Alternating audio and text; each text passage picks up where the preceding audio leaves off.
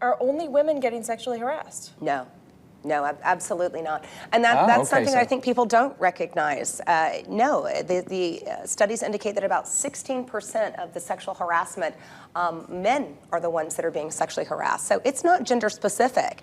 It's also not sexual orientation based. So it matters not what your gender is, and it matters not your sexual orientation. Sexual harassment is sexual harassment, and what isn't okay isn't okay. And there was a great movie that kind of proved that we talked about. Can you talk about that? Oh, I just went blank on the name. It was Indecent Proposal. Where, you know, Demi Moore was putting the conditions of Michael Douglas. Right.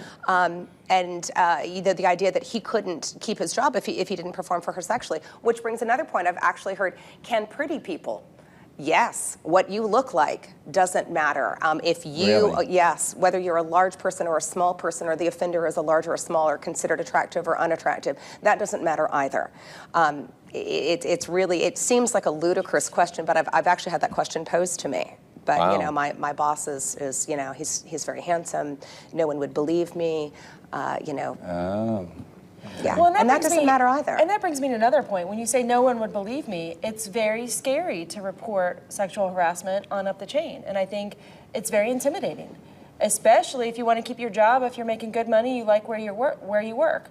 So what kinds of things can an employee do to preserve their claim or to maintain evidence of the sexual harassment so it's not just a he said, she said? Yeah. Reporting. Reporting is the best thing that you can do for yourself. Mm-hmm. If you are one of those people who has been the victim of unwelcome text, unwelcomed pictures, save them, keep them. That's important as well. So there are ways that you can document. And unfortunately, yes, sometimes it does come down to a he said, she said. But typically, if somebody is an offender and they've been allowed to get away with it, there are other people. And as we have seen that so much lately.